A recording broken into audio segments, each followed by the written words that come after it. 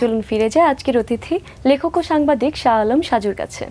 আপনার তো 4টি বই প্রকাশিত হয়েছে, সে সম্পর্কে আপনার কাছে জানতে চাই। মৌসুমী কোনো লেখক না যে সারা বছর একটা মেলা আসবে কিংবা একটা সময় লিখবো। আমি প্রতিনিয়ত লিখি, চেষ্টা করি যে 12 মাস লিখতে। সে প্রতিদিন না হলেও একটা আমার স্বপ্ন থাকে কিংবা ইচ্ছে থাকে, চাওয়া থাকে যে আমাকে লিখতেই হবে। তো সেই হিসেবে আমি বছরব্যাপী লিখি। তো প্রতি বছর বইমেলাতে একাধিক বই আসে, এইবারও 4টি, 2টি গল্প বই আর হচ্ছে 2টি উপন্যাস। আচ্ছা, একটু বিস্তারিত যদি বলেন বইগুলো সম্পর্কে। একটি গল্প বইয়ের নাম হচ্ছে, গল্পের বইটা হচ্ছে ভাষা শহীদের গল্প। এটা যে 52 যে ভাষা শহীদ যারা, তাদের নিয়ে এই গল্পটা আসলে তাদের নিয়ে এরকম করে লেখা হয়েছে যে সেটা একেবারে ছোটরাও পড়তে পারবেন, বড়রাও পড়তে পারবেন। তো ভাষা শহীদের গল্প বইটি করেছে অনন্যা। আরেকটি মুক্তিযুদ্ধের গল্প অমির 1971। একেবারেই করোনাকালীন সময়ে যখন খুব খারাপ সময়, যে সভ্যতা টিকবে কিনা, আমরা বেঁচে থাকবো কিনা, সেই সময়ে লেখা কিছু গল্প, মুক্তিযুদ্ধের গল্প। সেই গল্পের বইটির নাম হচ্ছে অমির 1971। আর একটি উপন্যাস এসেছে, সেটির নাম হচ্ছে মন জ্যোৎস্নায়, একেবারেই রোমান্টিক উপন্যাস। এই বইটি করেছে আপনার অনন্যা। আর আমি প্রতি বছর চেষ্টা করি যে কিশোরীদের জন্য উপন্যাস লিখতে। দস্যুর জঙ্গলে 5 বন্ধুর অভিযান, এইটা হচ্ছে আপনার কিশোর উপন্যাস। এই বইটি করেছে তাম্রলিপি। তো এই হচ্ছে আমার এই মেলার 4টি উপন্যাস। বইগুলো তো প্রকাশিত হয়েছে বেশ কয়েকদিন হয়ে গেল, তো পাঠকদের কাছ থেকে কেমন সাড়া পাচ্ছেন? সময় ধরে ধরে লিখি, তো মেলা শুরু হওয়ার আগে আমার বইগুলো প্রকাশিত হয়েছে। তো সেই দিক থেকে আর এইবার তো আসলে যেহেতু অনেক পরিস্থিতি মেলা তো নির্দিষ্ট সময়ে শুরু হয়নি। হ্যাঁ, সেইটাই। তো ওভারঅল আমি মনে করি যে না, যেটা যতটুকু যাওয়ার সেটি গেছে। আরও চাওয়ার তো আসলে শেষ নেই। সেটি যদি আরও ভালো হতো তো ওইরকমই হতো। যতটুকু গেছে ততটুকুতেই আমরা আপাতত তৃপ্ত আর কি, যে না তারপরে অনলাইনে সেটা ঢাকার বাইরে যাবে আর কি। বইমেলায় কি আপনার যাওয়া হচ্ছে? এখন করোনার মধ্যেও তো বইমেলা চলছে। বইমেলার চাইতে আমার নিজের কাছে আসলে আর ভালো লাগার কিছু আর নাই। যে আমি যত বছরেই ঢাকায় আছি, যে বইমেলাটাকে আমরা মিস করি না। আমরা খুব করে যাচ্ছিলাম যে মেলাটা যেন হয়। আপনার এবার তো ওই মেলায় 4টা বই প্রকাশিত হয়েছে, আর আগেও তো অনেক লিখেছেন। তো আপনার লেখালেখি শুরুর গল্পটা জানতে চাই, কিভাবে শুরু হয়েছিল? লেখক হতেই ঢাকা শহরে এসেছিলাম, সেই টাঙ্গাইল জেলার সখীপুর উপজেলা থেকে, একেবারেই গ্রাম থেকে, আমার কুতুবপুর বড়চনা যে গ্রাম। তো আমি এসেছিলাম ঢাকায় যে লেখক হতে চাই। আর আমার মা আমাকে এই শহরে পাঠিয়েছিলেন যে পড়তে হবে, MA পাস করতে হবে। তো দুটিরই সেইভাবেই আমি ঢাকায় আসি অনেক আগে, 1996 সালে। তো ঢাকায় এসেই ধরেন আমার যতগুলো পত্রিকা ছিল, ওই সময়ে এমন কোনো পত্রিকার অফিস নাই যে আমি নিয়মিত না যেতাম। তো প্রতিটি অফিসের সেটা মানে আমি খুঁজে খুঁজে বের করতাম কোথায় কোন অফিস আছে, পত্রিকা অফিস, সেখানে আমি গল্প দিতে যেতাম। তো গল্প লিখতে লিখতে এক সময় ধরেন কয়েক বছর পর আমি উপন্যাস লিখতে শুরু করি। তো 1998 সালের ডিসেম্বর, তখন ঢাকায় ঢাকা আন্তর্জাতিক বইমেলা হতো। সেই সময় আমার প্রথম উপন্যাস বৃষ্টি ও যা ভালোবাসা প্রকাশিত হয়। এই পর্যন্ত আপনার কতগুলো উপন্যাস প্রকাশ পেয়েছে? এই বছরের 4টি বই নিয়ে 50টি। তার মধ্যে 45টি হচ্ছে আপনার উপন্যাস আর 5টি হচ্ছে গল্প বই, সব মিলিয়ে 50টি। আর ভাষা শহীদের গল্প যে বইটির কথা বললাম, সেটি হচ্ছে আমার 50তম বই। শিল্প সাহিত্যটাই হচ্ছে আপনার সাধনার বিষয়। এখানে ধৈর্য তো থাকতেই হবে, কারণ এটা রাতারাতি কিছু করে দিবে না। একজন, আপনি যদি জীবনানন্দ দাশকে ধরেন, যে এত বড় বিখ্যাত একজন কবি, তিনি কত বছর আগে মারা গেছেন, তাই না? এখনো তিনি মানুষের কাছে যতদিন যাচ্ছে তিনি তত জনপ্রিয় হচ্ছেন। হ্যাঁ, তো আমি যদি শরৎচন্দ্রকে ধরি, যে 100 বছর আগে উনি দেবদাস লিখেছিলেন, সেটা আজকে যতদিন যাচ্ছে তত ওনার বইটা জনপ্রিয় হচ্ছে। তো এইটা যে ধৈর্যের কোনো বিকল্প নেই, এখানে সাধনা করতে হবে, লেগে থাকতে হবে, চেষ্টা করতে হবে। আমি আমার এই লেখালেখির কাজটাকে এতই পবিত্র মনে করি, এতই ভালোবাসি, যে এর চাইতে ভালোবাসার কিছু আমার কাছে আর নাই। তো সেই জন্যই যে একটি উপন্যাস যখন আমার মাথায় যে গল্পটা এলো, আমি সেটা নোট করে রাখি, কিংবা মাথায় নিয়ে নেই যে এইভাবে আমি গল্পটি লিখবো, বড় একটি উপন্যাস লিখবো। তো সেটা তো থাকেই, চিন্তাটা একেবারে মাথায় নিয়ে ধৈর্যের শতভাগ থাকতে হবে, তা না হলে আপনার এই শিল্পের পথে শিল্পটা চর্চা করা যাবে না। আমি পড়ালেখা করেছি, সেটা সংবাদপত্রে না হোক অন্য কিছু করতাম। তো লিখতে লিখতেই ধরেন আমার লেখার জগৎ, এটাও লেখার জগৎ, আর পত্রিকায় কাজ করি, সেটাও হচ্ছে আমার লেখার জগৎ। একটা হচ্ছে রিপোর্ট লিখি, আরেকটি হচ্ছে যে আমি মৌলিক গল্প উপন্যাস লিখি। তো প্রভাব ওইভাবে না। আমি আসলে যখন অফিসে থাকি তখন আমি আমার কাজের বাইরে আর কিছু ভাবি না। আচ্ছা, আচ্ছা। যখন আমি আমার নিজের বাসায় থাকি, বাইরে থাকি, তখন হচ্ছে লেখার মধ্যে থাকি, তখন লেখক সমন্বয় করে নিলেই হয়, তাহলেই আপনার আসলে খুব একটা প্রবলেম হয় না। শুধু লেখাটাকে আপনার পেশা হিসেবে নেওয়া হচ্ছে না কেন, আপনার কাছে কি মনে না, হয়? বাংলাদেশের প্রেক্ষাপটে আপনার সেটা সম্ভব না। বাংলাদেশের প্রেক্ষাপটে সেটি সম্ভব না। শুধুমাত্র আমরা যদি ধরি যে ইমদাদুল হক মিলন ভাই, বাংলাদেশের এত জনপ্রিয় একজন লেখক, তিনি লেখালেখিকে পেশা হিসেবে নিয়েছিলেন। আসলে বাংলাদেশের এই প্রেক্ষাপটে এখানে নেওয়া সম্ভব না। এই জন্যেই যে আপনার একটা বই সেই রকম যদি বই না বিক্রি হয়, তাহলে তো প্রকাশক আপনাকে রয়্যালিটি দিবে না। হ্যাঁ, তো কাজেই আপনি যে এটা যে পেশা হিসেবে নেবেন, তখন তো জীবন এবং জীবিকা সেটা দুটোই অচল হয়ে যাবে। কাজেই আমি মনে করি যে আপনার যদি আসলে সৎ ইচ্ছা থাকে, চেষ্টা থাকে, ভালোবাসা থাকে এবং চাওয়া থাকে, তাহলে যে কোনো জব করেও আপনার সেটা লেখালেখি করা সম্ভব। এবারে একটু বর্তমানে সাহিত্য চর্চার অবস্থা জানতে চাই। আমাদের বাংলাদেশে কি ধরনের সাহিত্য চর্চা চলছে? কেউ কবিতা লিখেন, কেউ প্রবন্ধ লিখেন, কেউ উপন্যাস লিখেন, এক একজন এক এক রকম। এটা ওই যে যার যার, যে আমি আমার ঘরে কিভাবে সাধনাটা করলাম, কিভাবে লিখলাম সেটা।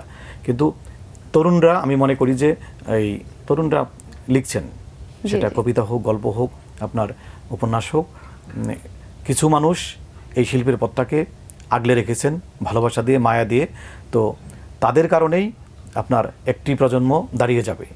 আমাদের সিনিয়র যারা ছিলেন তাদেরকে আমরা সম্মান করেই আমরা একটি পথে হাঁটছি, যে এটি সাধনার বিষয়।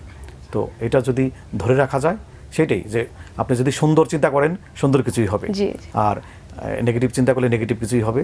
তো আমি মনে করি যে না, আমাদের এক ঝাঁক মানুষ আছেন এই শিল্পের পথে যারা লিখছেন, তারাই লেখালেখির জগৎটাকে সমৃদ্ধ করবেন। এই যে আপনি দীর্ঘদিন যাবৎ লেখালেখি করছেন, তো লেখক হতে হলে তো পাঠক হতে হবে। তো পাঠক হিসেবে আপনি কোন ধরনের লেখা পড়ছেন? সবচেয়ে প্রিয় হচ্ছে উপন্যাস। সেটি যে কোনো বিখ্যাত লেখক হতে পারে, একেবারে নতুন লেখক হতে পারে। বাংলা সাহিত্যের যত বিখ্যাত লেখক আছেন, আমি আসলে ভাগ ভাগ করি তাদের বইটা পড়ি। তো উপন্যাসটাই আমি বেশি পড়ি। আবার পত্রিকার যে কলাম, সেটিও আমাকে টানে। আবার আমি কবিতা লিখতে পারি না, আমি গল্প উপন্যাস লিখি, কিন্তু তার মানে এই না যে কবিতা আমি অপছন্দ করি। আমি কবিতা প্রচণ্ড পছন্দ করি, কবিতা পড়ি। তো পড়ার কোনো বিকল্প নেই। আমার সবচেয়ে প্রিয় কাজ হচ্ছে লেখালেখি, আর সবচেয়ে আরেকটি প্রিয় কাজ হচ্ছে বই পড়া। সেটি গল্প হতে পারে, উপন্যাস হতে পারে, প্রবন্ধ হতে পারে, আত্মজীবনী হতে পারে। আমি মানে এখানে আসার আগেও একটি বই আমি পড়ছি, সেটি হচ্ছে ৩ পয়সার জ্যোৎস্না। সৈয়দ শামসুল হকের খুব বিখ্যাত একটি বই, ৩ পয়সার জ্যোৎস্না। তো ওইটা পড়ার মধ্যেই থাকি যে এই বইটি আমাকে শেষ করতে হবে, এরপরে এই বইটি পড়ব। আমরা সবাই জানি যে যত সংখ্যক তরুণ আছেন, আসলে সেই পরিমাণ বই আসলে তারা পড়ছে না। তারা হয়তো ফেসবুকে আছে, অন্য কিছুতে আছে। তো এটার জন্য ধরেন, দেখুন, একজন পলান সরকার, তিনি বেঁচে নাই, তিনি মানুষের বাড়ি বাড়ি গিয়ে বই পৌঁছে দিতেন। একজন অধ্যাপক আব্দুল্লাহ আবু সাইদ স্যার, আমি এই দুজন মানুষকে খুব শ্রদ্ধা করি, গুরু মানি। তো বিশ্ব সাহিত্য কেন্দ্র করেছেন, সেখান থেকে লাখ লাখ মানুষ বই নিয়ে পড়ছে। তো আপনি বই মেলা এলে সেটা টের পাওয়া যায় যে কিভাবে তরুণরা বই পড়ছে। তো আমি মনে করি এই চর্চাটা শুধু মেলা কেন, সারা বছর কেন নয়, তাই না? আমরা এই যে এই তরুণরা কিংবা ছোটরা, তারা যে পাঠ্য বইয়ের চাপে যে অন্য কিছু করতে পারে না, পড়তে পারে না, কিন্তু আমি মনে করি না, তাদেরকে অবশ্যই গল্পের বই, শুধু বই না, ভ্রমণ বলেন, সেটা একটি ভালো সিনেমা বলেন, কিংবা গান শোনা বলেন, নাটক বলেন, এবং বই পড়া, সেটির মধ্যে থাকা উচিত। আমি যদি তারা সেইটি করে, বই পড়ার মধ্যে থাকে, তাহলেই হবে। এবং আমি আরেকটু বলি যে আমার নিজের দায় থেকে আমি একটি কাজ অনেকদিন ধরে করে যাচ্ছি আমার নিজের সখীপুর উপজেলায়। আমি ওখানে বলি যে আলোকিত সখীপুর করতে চাই। সেটি হচ্ছে কি যে আমি ৫-৭ বছর ধরে বিভিন্ন গ্রামে যাই, বিভিন্ন স্কুলে যাই, মানুষকে বই দিই। সেটি হতে পারে একেবারে ছোটদের, একেবারে তরুণ হতে পারে, কিংবা সিনিয়র হতে পারে। আমি মানুষকে বই দিই যে মানুষ বই পড়ুক। এবং এই কাজটি আমি করোনাকালে, ধরেন, আমি অনেক গ্রামে, আমার সখীপুর উপজেলার বেশ কিছু গ্রামে গেছি, এবং ৫ থেকে ৭টি পাঠাগার আমি নিজে উদ্বোধন করে দিয়ে আসছি, যে মানুষ বই পড়ুক। এবং ওখানে একটা জাগরণের মতো, যে মানুষ জানে যে আমি একটি ভালো কাজের সঙ্গে আছি, একটি সামাজিক আন্দোলনের সঙ্গে আছি। কাজটা কি, যে মানুষ বই পড়বে। আপনি নিজে থেকে উদ্যোগটা নেন? হ্যাঁ, আমি না, আমার সঙ্গে ফেসবুকে ধরেন আমার উপজেলার বিভিন্ন গ্রামের তরুণদের যোগাযোগ আছে। আমি তাদেরকে বলি যে তোমরা তোমাদের গ্রামে একটি পাঠাগার করো। তো এটি করোনাকালে শুরু হয়েছে এবং এখনো আছে। আমি কয়েকদিন আগে ওখানে কালিদাস নামে একটি গ্রাম আছে, সেখানে গেলাম, তরুণদের নিয়ে বসলাম যে তোমরা একটি পাঠাগার করো, এবং তারা সেই কাজটি শুরু করে দিয়েছে। এবং আমার খুব ভালো লাগে যে বিভিন্ন জায়গা থেকে আমার উপজেলার তরুণরা আমাকে ফোন করে, তারা সবাই ছাত্র, তারা ফোন করে যে আমরা একটি পাঠাগার করতে চাই, আপনি আমাদের সহযোগিতা করেন। তো আমি সেই স্বপ্নটা তাদেরকে দেখাই যে একটি বই পড়লে তো মানুষ কি হয়, জ্ঞান অর্জন করে, তাই না? মানুষ আলোকিত হয়, সুন্দর জীবনযাপন করে, তো নেগেটিভ জিনিসগুলো চলে যায়। তো ওইটা আমি ছড়িয়ে দিতে চাই যে সারা উপজেলায় আমি বলি যে একটি গ্রাম একটি পাঠাগার। এটি আমি মাঝে মাঝে ফেসবুকে লিখি যে একটি গ্রাম একটি পাঠাগার, যে বাংলাদেশের প্রতিটি গ্রামে যদি একটি করে পাঠাগার হয়, আপনি যত রকমের নেগেটিভ যাই বলেন সেই জিনিসগুলো থাকবে না। যে সন্তানদের হাতে, আপনার সন্তান আমার সন্তান বই নিয়ে বড় হচ্ছে, বই পড়ে বড় হচ্ছে, তাই না? এর চাইতে ভালো কাজ আর তো কিছু হতে পারে না। এই কাজটি আমি সারা জীবন করতে চাই, যে মানুষ বই পড়বে এবং এই পাঠাগার আন্দোলনের সঙ্গে গ্রাম পাঠাগার, হ্যাঁ, আপনি দেখেন যে ডক্টর সেলিম আল-দ্বীনের একটি ছিল যে গ্রাম থিয়েটার, শুধু ঢাকায় যে থিয়েটার সেটা না, সারা বাংলাদেশের প্রত্যন্ত অঞ্চলে ছড়িয়ে যাবে গ্রাম থিয়েটার।